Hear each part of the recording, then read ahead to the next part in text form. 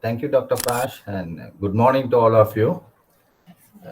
What I would like to present today is some work that I started recently on isolation and characterization of type 2 restriction enzymes. Now, restriction is just a brief introduction first. Restriction enzymes, I think all of you all know, are very fundamental tools in DNA manipulation and used widely in genetic engineering. They were first discovered in the early 1960s, and the first restriction enzyme that was discovered was HIN2.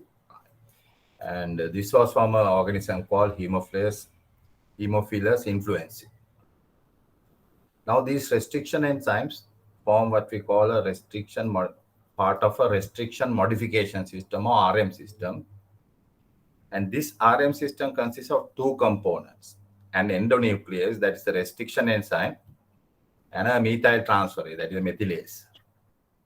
So basically, this RM system functions as a bacterial immune system.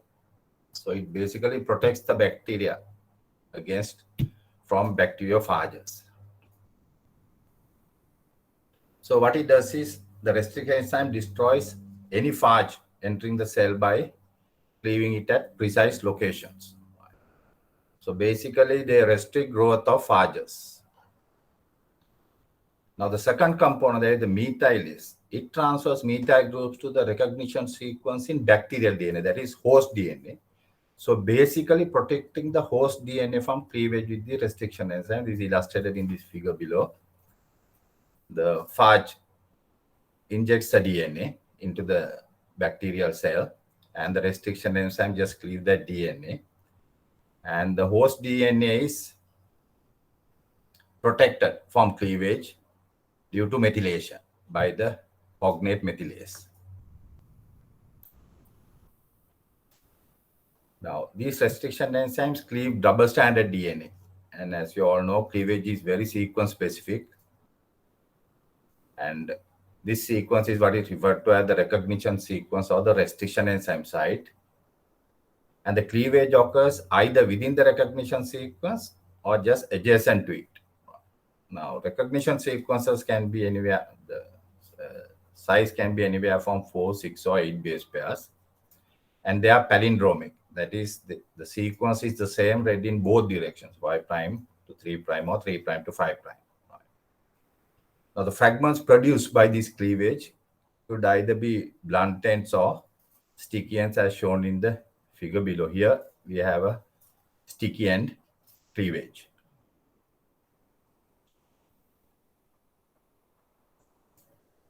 There are 4 major types of restriction enzymes, and these are based on the structure, their cofactor requirements, etc. They are designated type 1, type 2, type 3, type 4. They are mainly of bacterial origin. And type 2 restriction enzymes, they have many applications. Basically, they are known as the workhorses of molecular biology. Right? For example, it plays a major role in genetic engineering, which includes cloning, construction of DNA libraries, genomic libraries, cDNA libraries, molecular diagnostics, forensic science, whole genome sequencing, etc., and many more. Now, to date, around 3,700 restriction enzymes have been isolated worldwide, and many of them have been commercialized. But 80% of theoretically possible specificities are yet to be discovered.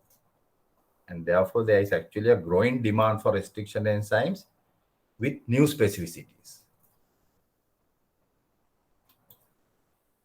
So basically, the overall objective of our work was to isolate, characterize, and clone novel restriction enzymes with a view to commercialization.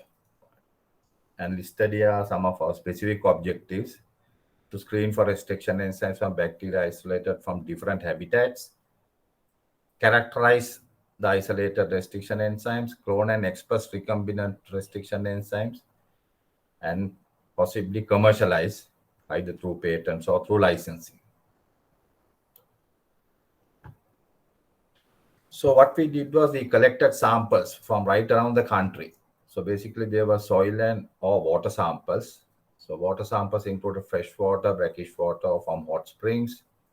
From each side, we collected 10 samples and they were stored at 4 degrees until they were transported to the laboratory.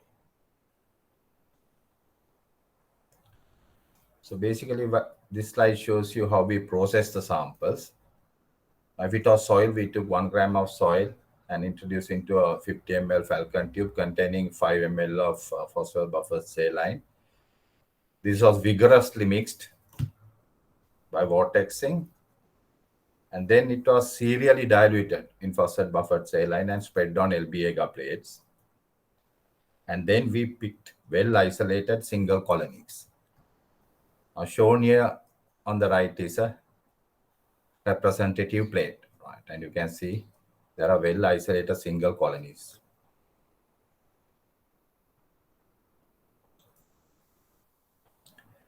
And this is how the samples were processed. The isolated colonies were first grown in LB medium, 5 ml of LB medium, and then the cells were pelleted and then washed in buffer, and then finally resuspended in TME buffer, which is tris, mercaptan ethanol, and EDTA. And then it was sonicated, right? And then centrifuged. And the supernatant or the cell lysate was taken for digestion assay. Now, this digestion assay is where we take 5 microliters of the lysate and incubate it with lambda DNA. So, any bacterial isolates harboring restriction enzymes will cleave this lambda DNA, and this can be detected by agarogel for electrophoresis. That is, any DNA fragments that are produced, we run on a gel and detect it.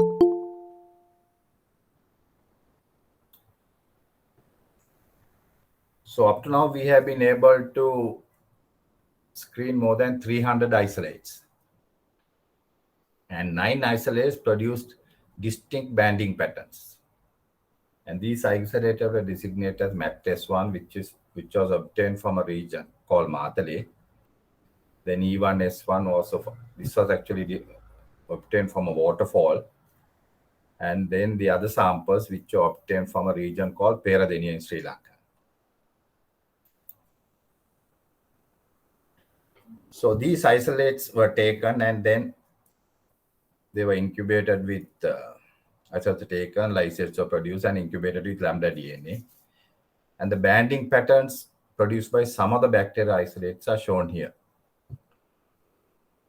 So M refers to the marker. The marker is lambda hin3. And numbers in yellow represent the different isolates.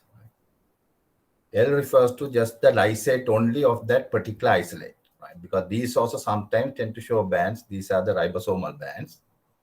So these were run with the products of the digestion assay. As you can see, several of the isolates produce distinct banding patterns, right? And all of these, therefore, harbor restriction enzymes. So what we did next was to get the positive isolates and then characterize them morphologically, biochemically, and also molecularly.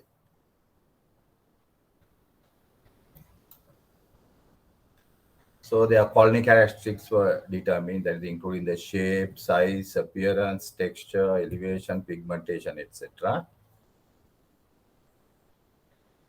Then molecular characterization was carried out. This was basically for identification of the bacterium. And this we achieved by amplification of the 16S ribosomal RNA gene.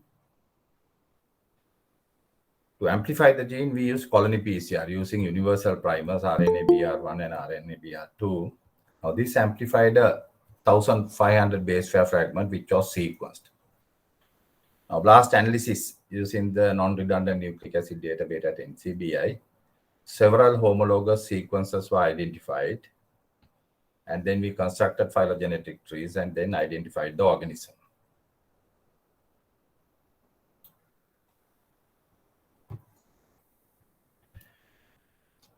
So all our isolates belong to 4 genera. They included the genus Licinibacillus, the genus Acinetobacter, the genus Brevibacillus, and Pseudomonas. So we initially thought of characterizing two isolates which are indicated by arrows here, UPRS18 and MATS1.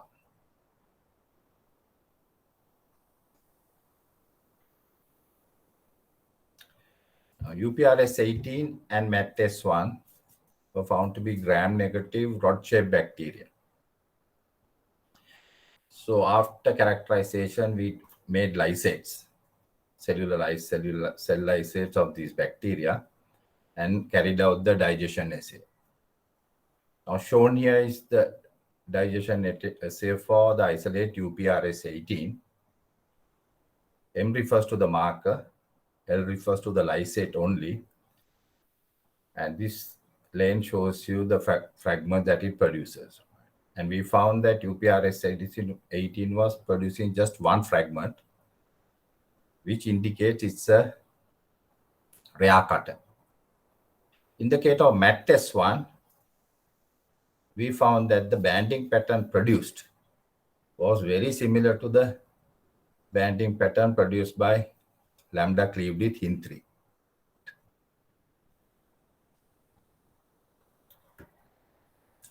So to do further characterization, we thought we will first partially purify MATS1. And this was achieved through size exclusion filtration using molecular weight cutoff filters of 50 kilodaltons and 30 kilodaltons. So this was basically done. We prepared a bacterial lysate and initially filtered it through a 50 kilodalton filter. And then we got the retentate and the filtrate. So the retentate will contain all proteins greater than 50 kilodaltons, while the filtrate will contain all proteins less than 50 kilodaltons. And the 50 kilodalton filtrate was further filtered using a 30 kilodalton filter, cutoff filter. Here we got the retentate. The retentate will contain proteins in the range of 30 to 50 kilodaltons, and the filtrate proteins of 30 kilodaltons or less. Then we analyzed these fractions. Basically, we want to detect any activity in these fractions. What we found was the retentate obtained from the 30 kilodalton filter had activity. The filtrate obtained from the 50 kilodalton filter also had activity, but the filtrate obtained from the 30 kilodalton filter did not have activity, which indicated to us that the molecular weight of the protein was between 30 and 50 kilodaltons. So after purification, we want to determine the optimum conditions for the reaction. So for this, we use the partially purified enzyme. So activity was determined in several buffers of different compositions. These are all commercially available buffers. And the activity was estimated by determining the intensity of the bands produced after separating out on an agarose gel. So given here are the buffers that were tried out, composition of commercially available restriction endonuclease buffers. They were B, D, E, H, J, K, and the MC buffer, which stands for multicore. These are all buffers obtained from Promega. Right? What we found out was that the optimum buffer was buffer H. And this indicates the activity of the different buffers. As you can see, buffer H had the optimum activity, but the multicore buffer, this buffer can be used for almost all the restriction enzymes. Of course, the activity varies for the different enzymes, but it can be used for almost all the restriction enzymes. We found the maximum activity in this multicore buffer.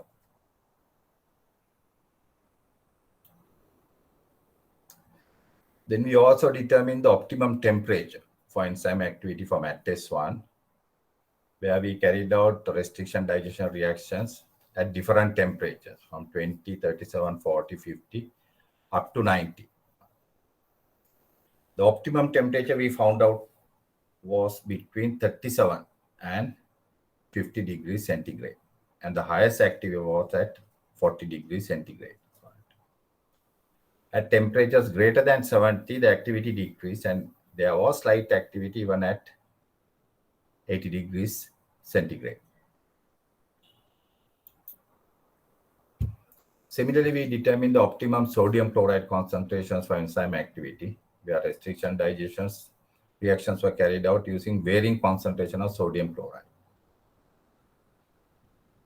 We found the optimum sodium chloride concentration to be between 100 to 150 millimolar. And similarly, the optimum magnesium chloride concentration was found to be 15 millimolar.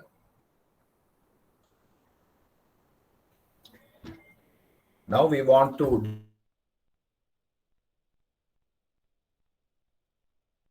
recognition sequence of the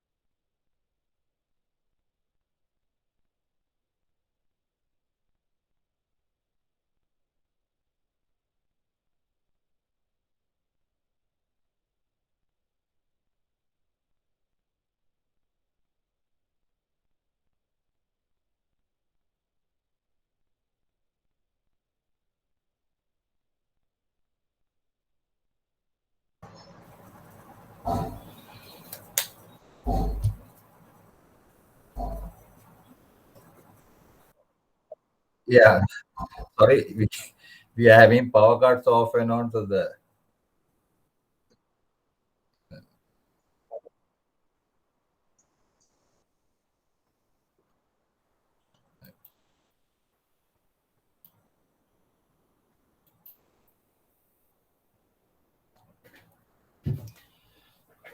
So we want to determine the recognition sequence, right?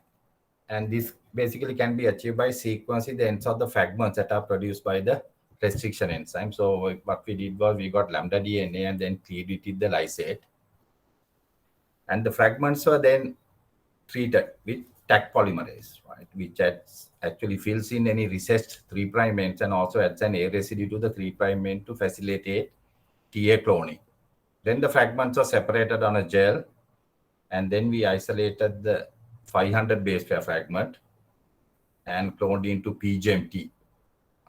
And then we sequenced the recombinant clone to determine the sequences at the end, right? From this, we determine the recognition sequence to be AAGCTT.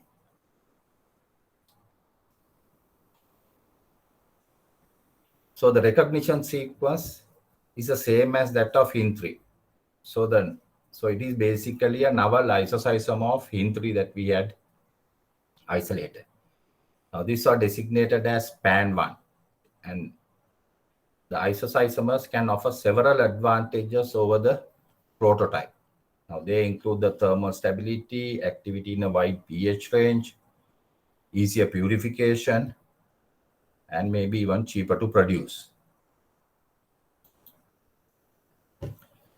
Then we decided to clone the gene for PAN1, right? So the basic objective here was to produce recombinant PAN1.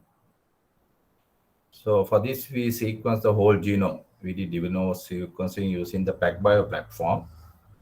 And the gene for PAN1 was identified. It had an open reading frame of 912 base pairs and encoded a 304 amino acid protein, had a molecular weight of about 36.4 kilodaltons with isoelectric pH of 6.8. And we were able to identify the HIN3 endonuclease superfamily signature, which was in the region 12 to 297 amino acids. We also did a blast analysis, and we found a high degree of homology to its bacterial counterparts.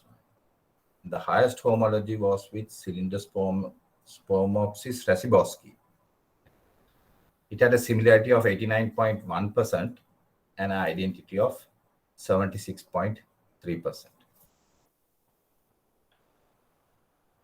So shown here in the table is the percentage similarity and identity of PAN1 with the different homologs of HIN3. Then we also did a phylogenetic analysis, and shown here is the phylogenetic tree. And what we found was PAN1 clustered with the bacterial HIN3 family enzymes, right, the whole lot. And it closely clustered with the Pseudomonas HIN3 family here. However, the highest evolutionary relationship was found with that of Cylindrospermis racibosci. This is a complete sequence of PAN1. Then we were also able to identify the corresponding methylase. And the sequence is given here.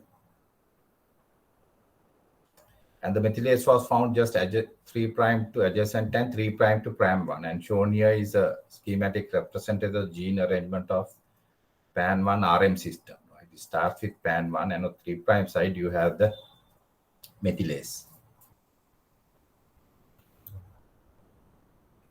So to clone these, what we first did was to design PCR primers flanking the PAN1 gene and the methylase gene. And PAN1 together with the methylase was amplified, and shown here the amplified fragments. And these to be now cloned into a PET vector for expression. Thank you. And I'd like to acknowledge Nirosha Patirna, who was the graduate student who did most of the work. And I would also like to thank all the collaborators, including Dr. Prash. Thank you.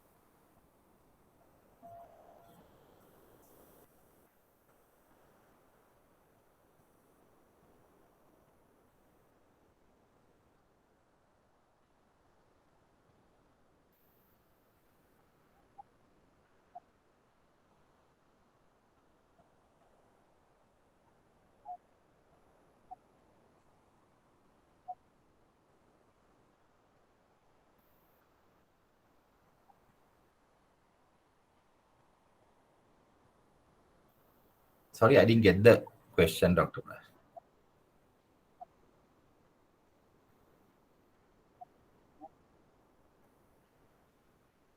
Yes.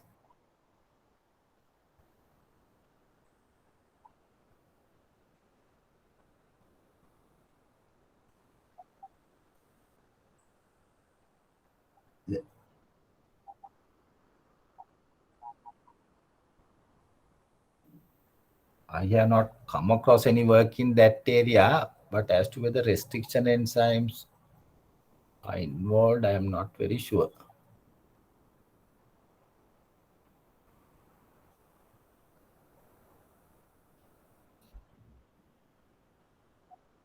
Yes.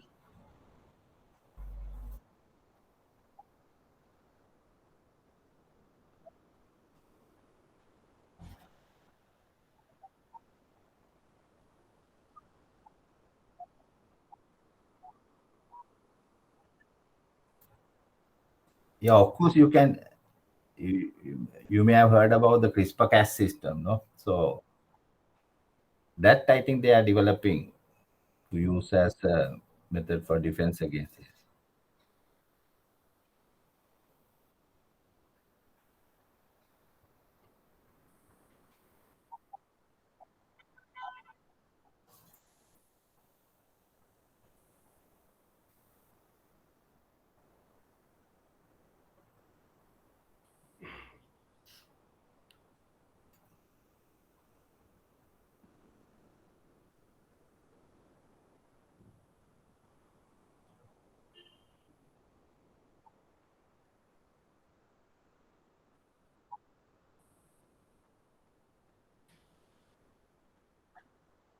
Okay.